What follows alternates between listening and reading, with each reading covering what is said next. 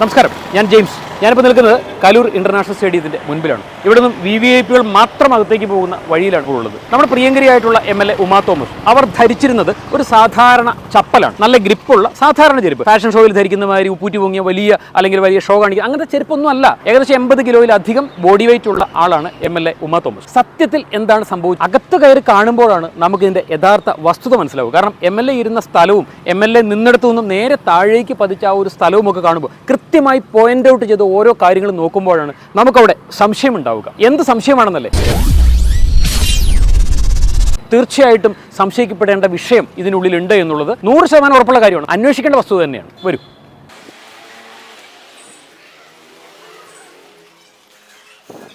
ഇതിപ്പോൾ നമ്മൾ വരുന്നത് ഈ ജവഹർലാൽ നെഹ്റു ഇന്റർനാഷണൽ സ്റ്റേഡിയത്തിലെ VVIP പവലിയനിലേക്കാണ്.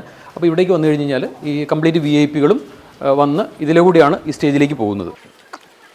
ഇതിലൂടെ ഈ സ്റ്റെപ്പ് കയറി ഇങ്ങനെയാണ് MLA വരുന്നത്. ഇതിവിടെ വന്നു കഴിഞ്ഞാൽ നമുക്ക് കാണാം ഈ സ്റ്റേജിലാണ്, ഇതിന് മുകളിലാണ് പരിപാടി നടന്നുകൊണ്ടിരുന്നത്. ഇവിടെയാണ് VIPകൾ ഇരുന്നത്. 2 ലെയറായിട്ട് കസേരയിട്ട് ഇവിടെയാണ് ഇരുന്നിരുന്നത്. ഇതിനിടയിലോട്ടൊക്കെ നോക്കി കഴിഞ്ഞാൽ നമുക്ക് മനസ്സിലാവും. ഇതുണ്ടോ ഈ കെട്ടുകയറ് വെച്ചിട്ട് ഈ അറ്റപ്പറ്റ ചെറിയ അഡ്ജസ്റ്റ്മെൻറ്റ് പണിയോട് ചെയ്ത് വെച്ചേക്കണേ. എന്നാൽ പിന്നെ ഇതുമാതിരി അഡ്ജസ്റ്റ്മെൻറ്റ് പണി അവർക്ക് വേണമെങ്കിൽ ചെയ്യാൻ പറ്റും. ഒരു മുളന്നിട്ട് എടുത്തിട്ട് ഇവിടെ ഇങ്ങനെ ചേർത്തൊരു ഇവിടെ അങ്ങോട്ട് ഒരു ക്രോസ് ബാർ കൊടുത്തിരുന്നെങ്കിൽ പോലും ഇത് സംഭവിക്കില്ല. ക്രോസ് ബാറും ഒരു പിണ്ണാക്കും വേണ്ട. ഇവിടെ കിടക്കുന്ന ഈ കയറൊന്നും വലിച്ച് കിട്ടിയിരുന്നെങ്കിൽ പോലും ഈ വീഴ്ച വേണമെങ്കിൽ ഒഴിവാക്കാമായിരുന്നു. ഇതുമേൽ അവർ ലിവറൊക്കെ ഇട്ടിട്ട് വലിയ സംഭവമൊക്കെ വെച്ചിട്ട് ഇങ്ങനെ ടൈറ്റ് ചെയ്ത് വലിയ ഭദ്രമാക്കി വെച്ചിട്ടുണ്ട്. ഇവർക്ക് ഇതാ വേണമെന്നുണ്ടെങ്കിൽ ഇതുപോലൊരു സംഭവം ഇതിങ്ങനെ വെച്ചതിന് ശേഷം കിട്ടുമ്പോൾ ഇവിടെ ദാരിദ്ര്യമൊന്നുമില്ലല്ലോ. ഇതിങ്ങനെ ഒരു ലിവർ ഇങ്ങനെ വെച്ചിട്ട് ഇതുമേ നമ്മൾ കയറ് ചുറ്റി അല്ല അറിയാൻ പാടില്ലെങ്കിൽ നമ്മൾ കാണിച്ചു കൊടുക്കണമല്ല. വലിയ സേഫ്റ്റി മെഷേഴ്സും മറ്റുള്ള സംഗതികളൊന്നും വേണ്ടെന്നേ. വലിയ സയൻറ്റിഫിക് ആയിട്ടുള്ള കാര്യങ്ങളൊന്നും പ്രൂവ് ചെയ്യാൻ നമ്മളോട് ശ്രമിക്കേണ്ട. ഇതാ ഒരു വെറും സാധാരണ പ്ലാസ്റ്റിക് കയർ വെച്ചിട്ട് ഇതിവിടെ കെട്ടി. ഇതിനി ഇവിടുന്ന് അനങ്ങുന്നുണ്ടോ നോക്കി. കാരണം മുകളിലും താഴെ 2 കെട്ടേ കൊടുത്തിട്ടുള്ളൂ. നോക്കിയേ, ഇതുമേൽ എത്ര പേർക്ക് വേണമെങ്കിലും ഒരു ക്രോസ് ബാറൂടെ കെട്ടി കയറിൽ കെട്ടി നിർത്തിയാൽ പോലും എത്ര പേരെ വേണമെങ്കിൽ തടഞ്ഞു നിർത്താനുള്ള ഒരു സെറ്റപ്പ്. ഏറ്റവും മുകളിൽ ഒരു ക്രോസ് ബാർ അങ്ങോട്ടേക്ക്. അതുകൂടാതെ ഇവിടെ നിന്ന് ഒരെണ്ണം കൂടി വിട്ട് കഴിഞ്ഞാൽ നല്ല തടസ്സമായി. പിന്നെ ഒരു കാരണവശാലും താഴേക്ക് വരില്ല, അവിടെ തടഞ്ഞു നിൽക്കും. ഇല്ലെങ്കിൽ വേണ്ട, ഇഷ്ടംപോലെ മുളന്നുണ്ട് കിടക്കുന്നുണ്ട്.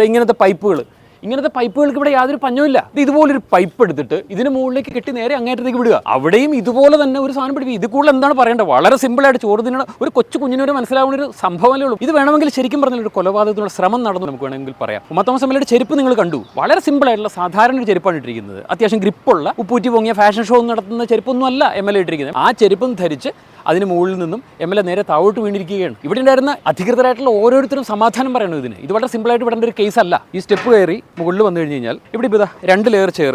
ഇതിപ്പോൾ ഒരു ലെയർ ഏകദേശം നമുക്ക് ഇങ്ങനെ കണക്കൂട്ടാം. ഇവിടെ പരിപാടി നടക്കുന്നു, ഇവിടെ ഒരു ലെയർ ചെയർ ഇങ്ങനെ കിടക്കുന്നു. ഇതിന് മുമ്പിലായിട്ട് ഇവിടെ ഈ ചെയറിൽ ഇങ്ങനെ ഇരുന്ന് കഴിഞ്ഞ് കഴിഞ്ഞാൽ ഈ കാല് തട്ടാത്ത രീതിയിൽ സ്വാഭാവികമായിട്ട് മുമ്പിലായിരിക്കും ഈ ചെയർ കിടക്കുന്നത്. അപ്പോൾ ഈ ചെയർ ഏകദേശം ഓൾമോസ്റ്റ് ഇവിടം വരെ വരാം. ഇങ്ങനെ വന്നു കഴിഞ്ഞ് കഴിഞ്ഞാൽ ഇങ്ങനെ ഇരുന്ന് കഴിഞ്ഞാൽ ഈ ഒരു സ്പേസാണ് മുമ്പിലുള്ളത്. ഒരു ഉരുണ്ട ഒരു പൈപ്പാണ് ഇതിലൂടെ പോകുന്നത്. ഇവിടുന്ന് എഴുന്നേൽക്കുന്ന ഒരാൾ, എനിക്ക് പക്കായിട്ട് ഇയർബാലൻസ് ഉള്ള ഒരാളാണ്. ഞാൻ ഈ സൈഡിൽ നിന്ന് കഴിഞ്ഞാൽ ചിലപ്പോൾ ഞാൻ തലയടിച്ച് താഴോട്ട് വീഴാം. അല്ലെങ്കിൽ തന്നെ ഇപ്പോൾ ഇരിക്കുക അല്ലെങ്കിൽ കിടക്കുക ഒരു അവസ്ഥയിൽ നിന്ന് 19 കിലോ തൂക്കമുള്ള ആളാണ് നമ്മുടെ MLA. ബോഡി വെയിറ്റ് അത്ര അധികമുള്ള ഒരു സ്ത്രീ ഇരിക്കുന്നതിൽ നിന്ന് എഴുന്നേറ്റ് കഴിയുമ്പോൾ സ്വാഭാവികമായിട്ട് ഒരു തലയൂറ്റിലൊക്കെ അനുഭവപ്പെടാം. വേണമെങ്കിൽ ഈ കസേരയിൽ നിന്ന് എഴുന്നേറ്റ് ഈ നിൽക്കുന്ന സമയത്ത് ഇവിടെ എന്തെങ്കിലും വിഷയം ചെയ്യാൻ വേണ്ടിയിട്ടൊക്കെ ഇങ്ങോട്ട് തിരിയുന്ന സമയത്ത് എന്ന് പറഞ്ഞാൽ ഈ കാലിൽ നിന്ന് തട്ടിയിട്ടുണ്ടെങ്കിൽ നേരെ മറിഞ്ഞ് താഴേക്ക് പോകാം. ഈ സാധനങ്ങളാണ് ഇവിടെ നിരത്തി വെച്ചിരുന്നത്. ഇതിപ്പോൾ നമുക്ക് ഇങ്ങോട്ട് മാറ്റി വെച്ചിട്ട് നമുക്ക് നോക്കാം. ഇങ്ങനെ ഒരു താൽക്കാലിക മതിലാണ് അവരിവിടെ തീർത്ത് വെച്ചിരുന്നത്. റിബൺ കെട്ടി ഇങ്ങനെ അങ്ങേയറ്റം പോലെ ഇവിടം വരെ ഉണ്ടെന്നുണ്ടെങ്കിൽ ഇവിടെ നിന്ന് സംഭവിച്ച നേരെ തല കുത്തി താഴോട്ട് വീടില്ല. എനിക്ക് അതേ സമയം ഇവിടെ നിൽക്കാൻ വേണ്ടി പറ്റുന്നില്ല. എനിക്ക് ബാലൻസ് പ്രോബ്ലം ഉള്ള ഒരാളാണ് ഞാൻ. ചെറിയൊരു ഇയർ ബാലൻസ് പ്രോബ്ലം ഉള്ള ഒരാൾക്ക് ഈ എഡ്ജിൽ വന്ന് നിൽക്കുക എന്ന് പറഞ്ഞാൽ കുറച്ച് ബുദ്ധിമുട്ടുള്ള കാര്യം. ഒരു ബാലൻസിൻ്റെ പ്രോബ്ലം ഒന്നും വേണ്ട. നമ്മൾ ഇത്രയും ഒരു മധ്യവയസ്കയായിട്ടുള്ള ഒരു ഹാർട്ട് പേഷ്യൻ്റ് ആണ്, അറ്റാക്ക് കഴിഞ്ഞ ഒരാളാണ്, സ്റ്റെൻറ്റ് ഇട്ടിട്ടുണ്ട്, മെഡിസിൻ കഴിക്കുന്ന ആളാണ്. അപ്പോൾ സ്വാഭാവികമായിട്ട് ഇനി പോട്ടെ പൂർണ്ണ ആരോഗ്യവാന്മാരോ ആരോഗ്യവതികളോ ആയിട്ടുള്ള ഒരാളാണെങ്കിൽ പോലും നമ്മൾ കിണറിനൊക്കെ എന്തിനാണ് കൈവിരി കെട്ടുന്നത്? സ്വാഭാവികമായിട്ട് അതിൻ്റെ ഉള്ളിലേക്ക് താഴേക്ക് വീണ് പോകാതിരിക്കാൻ വേണ്ടിയിട്ട് നമ്മൾ കൈവിരി കെട്ടുന്നത്. ഒരു റൂറൽ ഏരിയയിലുള്ള ഒരു വീടാണെന്നുണ്ടെങ്കിൽ ആ വീടിൻ്റെ ഒരു മുറ്റമുണ്ടെന്നുണ്ടെങ്കിൽ താഴേക്ക് വലിയ കുഴിയാണെന്നുണ്ടെങ്കിൽ ആ കുഴിയിലേക്ക് പതിക്കാതിരിക്കാൻ നമ്മൾ എന്താണ് ചെയ്യുക? സ്വാഭാവികമായിട്ടും അവിടെ ഒരു തടസ്സം നമ്മൾ സൃഷ്ടിക്കും. ഇവിടെ എന്ത് തടസ്സമാണ് സൃഷ്ടിച്ചേക്കണത്? വെറും സിമ്പിളായിട്ട് നമ്മൾ താൽക്കാലികമായിട്ടെങ്കിലും ഒരു തടസ്സം കൂടെ സൃഷ്ടിക്കാമായിരുന്നു. അതാണ് ഞാൻ പറഞ്ഞത് കുറച്ച് മുമ്പ്. അവിടെ ഒരു മുളന്തണ്ട് വെച്ച് കെട്ടി, ഇവിടെയും ഒരു മുളന്തണ്ട് വെച്ച് കെട്ടി, ഇതിൽ കൂടെ ഒരു ക്രോസ് ആയിട്ട് ഒരു വടമോ മുളയുടെ കഷ്ണമോ അങ്ങനെ എന്തെങ്കിലും ഒക്കെ കെട്ടി വെക്കാമായിരുന്നു. പക്ഷെ ഒന്നും ചെയ്തിട്ടില്ല. ഇവിടുന്ന് നേരെ MLA താഴേക്ക് പതിക്കുന്നു.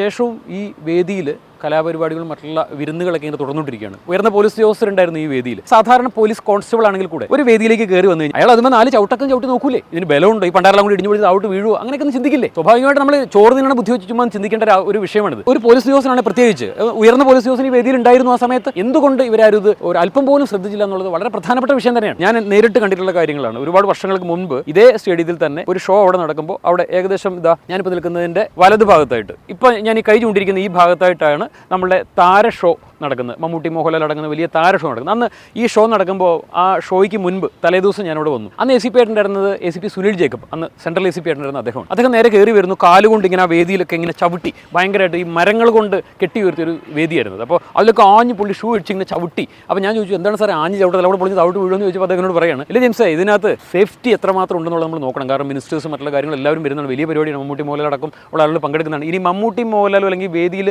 മിനിസ്റ്റേഴ്സോ MLA-മാരോ MP-മാരോ ഒന്നും പങ്കെടുക്കുന്നില്ലെങ്കിലും സാധാരണ ടാക്സ് അടയ്ക്കുന്ന നമ്മുടെ പൗരന്മാരുണ്ടല്ലോ, അവർ വന്ന് ഇതിന് മുകളിൽ കയറി കഴിഞ്ഞാൽ അവർ വീഴുമോ ഇല്ലയോ എന്നുള്ളത് ഉറപ്പിക്കാനുള്ളൊരു ബാധ്യതയെങ്കിലും ഇത് നടത്തുന്നവന്മാർക്കില്ലേ എന്നുള്ളത് വളരെ പ്രധാനപ്പെട്ട ചോദ്യമാണ്. 2 മീറ്റർ വീതിയിലാണ് ഈ MLA-യും MP-യും മന്ത്രിമാരും ഇവരെല്ലാവരും ഇരുന്നത്. സകല പരിപാടിയും കഴിഞ്ഞ് ഈ മോരിലെ പുളിയും പോയി എന്നൊക്കെ പറഞ്ഞില്ല, എല്ലാം കഴിഞ്ഞ് വെച്ചിട്ട് ഒരുപാട് പോലീസുകാർ വന്നിട്ട് ഭയങ്കരമായിട്ടുള്ള അന്വേഷണങ്ങൾ, ഭയങ്കരമായിട്ടുള്ള കണ്ടെത്തലുകളൊക്കെ കണ്ടെത്തി ഇപ്പോൾ പോകുന്നുണ്ട്. ഇതിൻ്റെ ഒന്നും ആവശ്യമില്ലായിരുന്നു. ഇവിടെ എത്രയോ പോലീസ് ഉദ്യോഗസ്ഥർ ഉണ്ടായിരുന്നു. ഒരാൾ വന്ന് കയറി ഇവിടെ വന്ന് കയറി ഇതുമേലൊക്കെ ചവിട്ടി നോക്കി, ഇതുമേൽ എന്തെങ്കിലും തടസ്സം കെട്ടേണ്ടതെന്ന് ചോദിച്ച് അപ്പോഴെങ്കിലും ആ നടത്തിപ്പുകാരോട് ഒരു വാക്ക് സംസാരിച്ചിരുന്നെങ്കിൽ സ്വാഭാവികമായിട്ടും അവർ 2 മുളന്തട്ട് കെട്ടി ഇതിനൊരു തടസ്സം സൃഷ്ടിച്ചേനെ. വേണമെങ്കിൽ ഒഴിവാക്കാൻ സാധിക്കുന്ന ഒരു അപകടം തന്നെയായിരുന്നു. 15 അല്ലെങ്കിൽ 20 അടി മുകളിൽ നിന്നും 80 കിലോയിലധികം വെയിറ്റുള്ള ഒരു സ്ത്രീ അവർ നേരെ താഴോട്ട് വന്ന് പതിച്ചാലുള്ള അവസ്ഥ എന്താണ്? അതും കോൺക്രീറ്റിലേക്ക് മുഖമട്ടിച്ചാണ് വീഴുന്നത്. മുഖത്തിന്റെ പ്രധാനപ്പെട്ട നെറ്റിയിലും അല്ലെ കവിൾത്തടങ്ങളും എല്ലൊക്കെ പൊട്ടിപ്പൊളിഞ്ഞു പോയി എന്നുള്ളതാണ്. 16,000 പേരോളം പങ്കെടുക്കുന്ന നൃത്തപരിപാടി എന്നുള്ളതാണ് പറഞ്ഞത്. പിന്നീട് 12,000 പേരോളം പങ്കെടുക്കുന്ന പരിപാടി എന്ന് പറഞ്ഞു. എന്തായാലും 12,000 പേരോളം ദിവ്യ ഉണ്ണിയുടെ നേതൃത്വത്തിൽ നടന്ന ഈ നൃത്തത്തിൽ പങ്കെടുത്തു.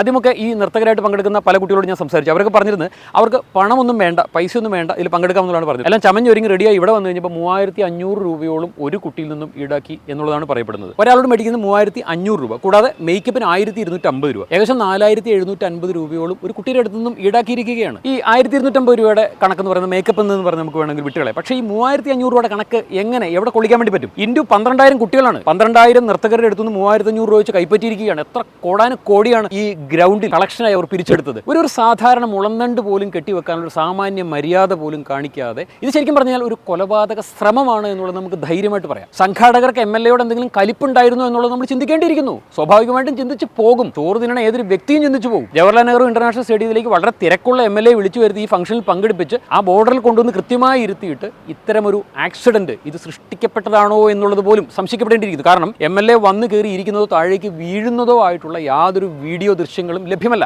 ഇത്രയും വലിയ ജവഹർലാൽ നെഹ്റു ഇന്റർനാഷണൽ സ്റ്റേഡിയം, ഈ സ്റ്റേഡിയത്തിന്റെ ഒരു കോർണറിൽ ഒരു സ്റ്റേജ് ഇത് എവിടെ സൃഷ്ടിച്ചിരിക്കുകയാണ്. ഇങ്ങനെ സൃഷ്ടിക്കപ്പെട്ടിട്ടുള്ള ഒരു സ്റ്റേജിലേക്ക് എവിടെയും ഒരു ക്യാമറയില്ലേ? കാരണം ഇതാ ഈ ഉണ്ടാക്കിയിരിക്കുന്ന വേദി എന്ന് പറയുന്നത് ഈ പ്രോഗ്രാം നടത്തിപ്പുകാർ അവരുടെ ക്യാമറ തിരിച്ചു വെച്ചിരിക്കുന്ന അങ്ങനത്തെ ഒരു വേദിയാണ് ഇവിടെ ഒരുക്കിയിരിക്കുന്നത്. അവിടെ ഒട്ടനവധി ക്യാമറകൾ, 1-2 ക്യാമറകളല്ല. അതുകൂടാതെ ഇതാ ഈ വേദി എന്ന് പറയുന്നത് ഇത് മാധ്യമപ്രവർത്തകർക്ക് അവരുടെ ക്യാമറയുമായി അവർക്ക് നിൽക്കാനുള്ള ഒരു സ്ഥലമാണ് ഇവിടെ റെഡിയാക്കിയിരിക്കുന്നത്. അപ്പോൾ ഇവിടുന്ന് നേരെ വേദിയിലേക്ക് ക്യാമറകളുണ്ട്. പക്ഷേ എന്തുകൊണ്ടെന്ന് അറിയില്ല, MLA ഉമാ തോമസ് വീഴുന്നതിന്റെ യാതൊരു ദൃശ്യങ്ങളും ലഭ്യമല്ല. മുഖമടച്ച് ഇത്രയും വലിയ ഹൈറ്റിന് മുകളിൽ നിന്ന് താഴേക്ക് വീണ MLA-യുടെ മുഖമാകെ തകർന്ന് ഒരു വല്ലാത്തൊരു രൂപത്തിലായിപ്പോയി. ഒരുപാട് മുറിവുകൾ മുഖത്തുണ്ടായി. അത് കഴിഞ്ഞ് ഹോസ്പിറ്റലിൽ എത്തുമ്പോഴാണ് മനസ്സിലാവുന്നത് സ്പൈൻ ഇഞ്ചുറി ഉണ്ട്, തലച്ചോറിന് ഡാമേജ് ഉണ്ട്, ശ്വാസകോശത്തിന് വളരെ വലിയ പരിക്കുണ്ട്. അപ്പോൾ ഇത്രയേറെ മുറിവുകളും ഇത്രയേറെ പ്രോബ്ലംസും ഉണ്ടായിട്ടുള്ള ഹാർട്ട് അറ്റാക്ക് വന്നിട്ട് അതിൽ നിന്ന് റിക്കവറി ആയി വന്നിട്ടുള്ള ആളാണ് MLA. അതിനുവേണ്ടി പ്രോപ്പറായിട്ട് MLA ഇപ്പോഴും മെഡിസിൻ കഴിച്ചുകൊണ്ടിരിക്കുന്നുണ്ട്. അങ്ങനെയുള്ള MLA-ക്ക് യാതൊരു അപകടാവസ്ഥയും ഇല്ല എന്നുള്ളതാണ് പറയുന്നത്. ഇതിപ്പോൾ നമ്മൾ പറയുമ്പോഴും വെന്റിലേറ്ററിൽ നിന്നും ഉമാ തോമസ് MLA പുറത്തേക്ക് എടുത്തിട്ടില്ല. പറയുമ്പോൾ 4 വാക്കിൽ ഒരു കുഴപ്പമില്ല എന്നുള്ളതാണ് പറയുന്നത്. ഞാനിപ്പോൾ നിൽക്കുന്നത് എറണാകുളത്തുള്ള പോളക്കുളം റിനൈ മെഡിസിറ്റിയുടെ മുൻപിലാണ്.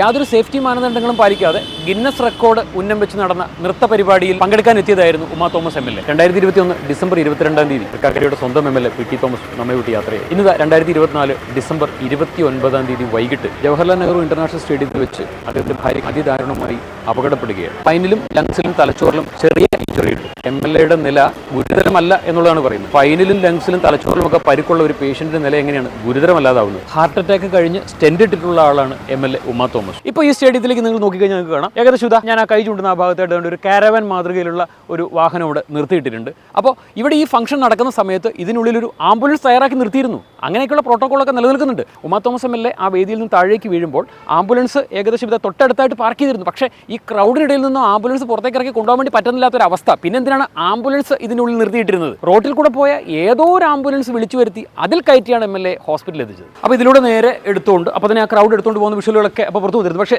വേദിയിൽ നിന്ന് താഴേക്ക് വീഴുന്ന വിഷ്വലോ മറ്റുള്ള കാര്യങ്ങളോ ഒന്നും ലഭിച്ചിട്ടില്ല. ഇവിടെ നേരെ പുറത്തേക്ക് കൊണ്ടിരുന്നു. അകത്ത് ആംബുലൻസ് ഒരെണ്ണം കെട്ടിക്കിടക്കുന്നുണ്ട്. ഇവിടെ വന്ന് ഈ വഴിയിൽ കൂടെ പോയിട്ടുള്ള ഒരു ആംബുലൻസ് വിളിച്ചു വരുത്തി അതുമേ കയറ്റിയാണ് കൊണ്ടുപോയിരിക്കുന്നത് ഓർക്കണം. അപ്പോൾ എത്ര കൗതുകരമായിട്ടുള്ള കാര്യമാണ്. സംഭവം ഒരു MLA ആണെന്ന് കൂടെ ഓർക്കണം. ഒരു സാമാന്യ മര്യാദ എന്ന് പറയുന്ന ഒരു സംഭവം പാലിക്കപ്പെട്ടിട്ടില്ല എന്നുള്ളത് നിസ്തർക്കം പറയാം.